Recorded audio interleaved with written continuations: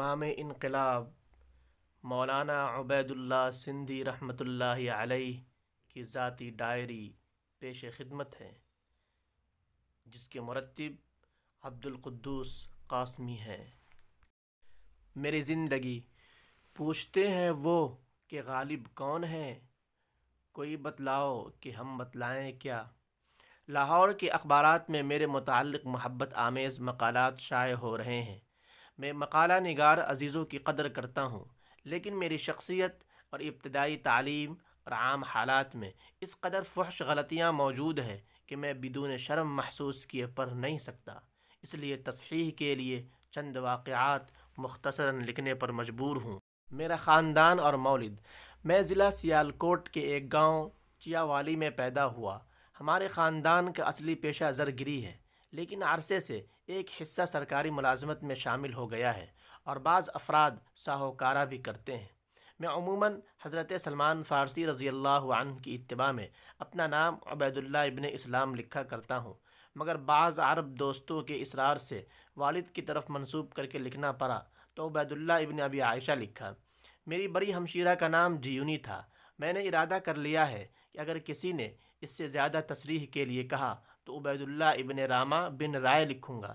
میرے باپ دادا کا پورا نام رام سنگھ ولد چسپت رائے ولد گلاب رائے ہے۔ کہتے ہیں کہ میرے دادا سکھ حکومت میں اپنے گاؤں کے کاردار تھے۔ پیدائش اور یتیمی: میں بشب جمعہ قبل صبح 12 محرم 1289 ہجری 10 مارچ 1872 عیسوی میں پیدا ہوا۔ میرا باپ 4 ماہ پہلے فوت ہو چکا تھا۔ 2 سال بعد دادا بھی مر گیا تو میری والدہ مجھے ننیال میں لے آئی۔ یہ ایک خالص سکھ خاندان تھا۔ میرے نانا کی ترغیب پر ہی میرا والد سکھ بن گیا تھا۔ میرے 2 ماموں جامپور ضلع ڈیرہ غازی خاں میں پٹواری تھے۔ جب نانا فوت ہوا تو ہم ان کے پاس چلے آئے۔ میری تعلیم 1878 عیسوی سے جامپور کی اردو مڈل اسکول میں شروع ہوئی۔ 1887 عیسوی میں مڈل اسکول کی 3ری جماعت میں پڑھتا تھا کہ اظہار اسلام کے لیے گھر چھوڑ دیا۔ اس دوران میں 2 سال کے لیے میں ضلع سیالکوٹ میں رہا، اس لیے 1 سال اپنی جماعت سے پیچھے رہ گیا، ورنہ اپنے اسکول میں شروع سے ممتاز طالب علم مانا جاتا تھا۔ مطالعہ اسلام: 1884 عیسوی میں مجھے اسکول کے ایک آریہ سماجی لڑکے کے ہاتھ سے تحفۃ الہند ملی۔ اس کے مسلسل مطالعے میں مصروف رہا اور بالتدریج اسلام کی صداقت پر یقین بڑھتا گیا۔ ہمارے قریب کے پرائمری اسکول کوٹلہ موغلا سے چند دوست بھی مل گئے جو میری طرح تحفۃ الہند کے گرویدہ تھے۔ انہی کے توسط سے مجھے مولانا اسماعیل شہید رحمۃ اللہ علیہ کی تقویۃ الایمان ملی۔ اس کے مطالعے پر اسلامی توحید اور پرانک یعنی شرک اچھی طرح سمجھ میں آ گیا۔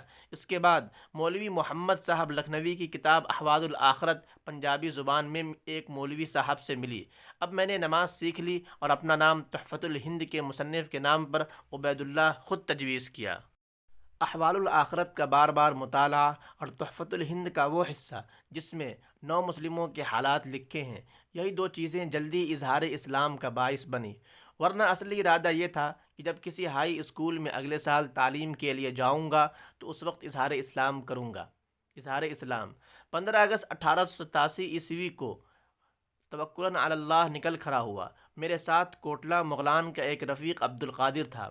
ہم دونوں عربی مدرسہ کے ایک طالب علم کے ساتھ کوٹلہ رحم شاہ مظفر گڑھ میں پہنچے۔ 5 ذی الحجہ 1304 ہجری کو میری سنت تطہیر ادا ہوئی۔ اس کے چند روز بعد جب میرے اعزہ تعاقب کرنے لگے تو میں سندھ کی طرف روانہ ہو گیا۔ عربی صرف کی کتابیں میں نے راستے میں اس طالب علم سے پڑھنا شروع کر دی تھیں۔ سید العارفین کی صحبت: اللہ کی خاص رحمت سے جس طرح ابتدائی عمر میں اسلام کی سمجھ آسان ہو گئی، اسی طرح کی خاص رحمت کا اثر یہ بھی ہے کہ سندھ میں حضرت حافظ محمد صدیق صاحب بھرچونڈی والے کی خدمت میں پہنچ گیا، جو اپنے وقت کے جنید اور سید العارفین تھے۔ چند ماہ میں ان کی صحبت میں رہا۔ اس کا فائدہ یہ ہوا کہ اسلامی شریعت میرے لیے طبیعت ثانیہ بن گئی، جس طرح ایک پیدائشی مسلمان کی ہوتی ہے۔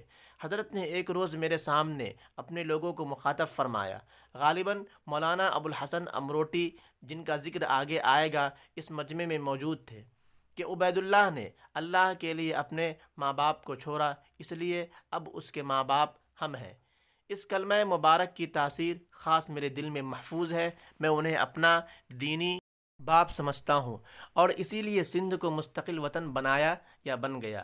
میں نے قادری راشدی طریقے میں ان سے بیعت کر لی تھی۔ اس کا نتیجہ یہ محسوس ہوا کہ بڑے انسان سے بہت کم مرعوب ہوتا ہوں۔ 3-4 ماہ بعد میں طالب علمی کے لیے رخصت ہوا۔ مجھے بتایا گیا کہ حضرت نے میرے لیے خاص دعا فرمائی کہ خدا کرے عبید اللہ کا کسی راسخ عالم سے پالا پڑے۔ میرے خیال میں خدا نے یہ دعا قبول فرمائی، اور اللہ رب العزت نے محض اپنے فضل سے مجھے شیخ الہند کی خدمت میں پہنچا دیا۔ سید العارفین کے خلیفہ بھرچونڈی سے رخصت ہو کر میں اس طالب علم کے ساتھ ریاست بہاولپور کے دیہاتی مسجد میں ابتدائی عربی کتابیں پڑھتا رہا۔ اس نقل و حرکت میں دین پور پہنچا، جہاں سید العارفین کے خلیفہ اول مولانا ابو السراج غلام محمد صاحب رہتے تھے۔ ہدایت النحو تک کتابیں میں نے یہیں مولانا عبد القادر صاحب سے پڑھی۔ حضرت خلیفہ صاحب نے میری والدہ کو خط لکھوایا، وہ آ گئیں اور واپس لے جانے کے لیے بہت زیادہ زور لگایا، مگر میں بحمد اللہ ثابت قدم رہا۔ یہ غلط ہے کہ میری والدہ دیوبند پہنچی۔ شوال 1305 ہجری میں دین پور متصل خان پور سے کوٹلہ رحم شاہ چلا آیا اور مولوی خدا بخش صاحب سے کافیہ پڑھا۔ یہیں ایک نووارد طالب علم سے ہندوستانی مدارس عربیہ کا حال معلوم ہوا، اور میں اسٹیشن مظفر نگر سے ریل پر سوار ہو کر سیدھا دیوبند پہنچا۔ دارالعلوم دیوبند۔ سفر 1306 ہجری کو میں دارالعلوم دیوبند میں داخل ہوا۔ تخمیناً 5 مہینے میں قطبی تک منطق کے رسائل متفرق اساتذہ اور شرح جامی مولانا حکیم محمد حسن صاحب سے پڑھی۔ ایک فاضل استاذ کی مہربانی سے طریقۂ مطالعہ سیکھ لیا اور محنت سے ترقی کا راستہ کھل گیا۔ حکمت و منطق کی کتابیں جلدی ختم کرنے کے لیے چند ماہ مولانا احمد حسن صاحب کانپوری کے مدرسے میں چلا گیا، اور پھر چند ماہ مدرسہ عالیہ رامپور میں رہ کر مولوی ناظر الدین صاحب سے کتابیں پڑھ لیں۔ اس طرح سفر 1307 ہجری کو پھر دیوبند واپس آ گیا۔ شیخ الہند حضرت مولانا محمود حسن دیوبندی رحمۃ اللہ علیہ دیوبند میں 2-3 مہینے تک مولانا حافظ احمد صاحب سے پڑھتا رہا۔ اس کے بعد مولانا شیخ الہند رحمۃ اللہ علیہ کے دروس میں شامل ہو گیا۔ 1307 ہجری کو ہدایہ، تلویح، مطول، شرح عقائد، مسلم الثبوت میں امتحان دیا اور امتیازی نمبروں میں کامیاب ہوا۔ مولانا سید احمد صاحب دہلوی مدرس اول نے میرے جوابات کی بہت تعریف کی اور فرمایا اگر اس کو کتابیں ملی تو شاہ عبدالعزیز ثانی ہوگا۔ چند دوستوں نے مبشراً خواب دیکھے۔ میں نے خواب میں رسول اللہ صلی اللہ علیہ وسلم کی زیارت کی، اور ابو حذیفہ رضی اللہ عنہ کو بھی خواب میں دیکھا۔ رمضان شریف میں اصول فقہ کا ایک رسالہ لکھا جسے حضرت شیخ الہند نے پسند فرمایا۔ اس میں بعض مسائل اس طرح پیش کیے کہ جہاں اہل علم محققین کی رائے کو ترجیح دی تھی، مثلا تعویل المتشابہات ناممکن الحصول نہیں ہے، بلکہ راسخین فی العلم وہ بھی علم سے جانتے ہیں۔ شوال 1307 ہجری سے تفسیر بیضاوی اور دور حدیث میں شریک ہوا۔ جامع ترمذی حضرت مولانا شیخ الہند سے پڑھی، اور سنن ابی داؤد کے لیے حضرت مولانا رشید احمد صاحب کی خدمت میں گنگوہ پہنچا۔ جہان آباد دہلی۔ بیمار ہو کر گنگوہ سے دہلی آیا۔ حکیم محمود خان صاحب کے علاج سے افاقہ ہوا۔ حدیث کی باقی کتابیں مولوی عبد الکریم صاحب پنجابی دیوبندی سے جلد ختم کر لی۔ مجھے یاد ہے کہ سنن نسائی اور سنن ابن ماجہ میں نے 4 دن میں پڑھی ہیں، اور سراجی 2 گھنٹے میں ختم کی۔ مولوی صاحب حضرت مولانا محمد قاسم اور حضرت مولانا رشید احمد صاحب کے غیر معروف مگر محقق شاگرد تھے۔ اثناء قدیم دہلی میں 2 دفعہ حضرت مولانا سید نذیر حسین صاحب کی زیارت کے لیے بھی گیا۔ صحیح بخاری اور جامع ترمذی میں 2 سبق بھی سنے۔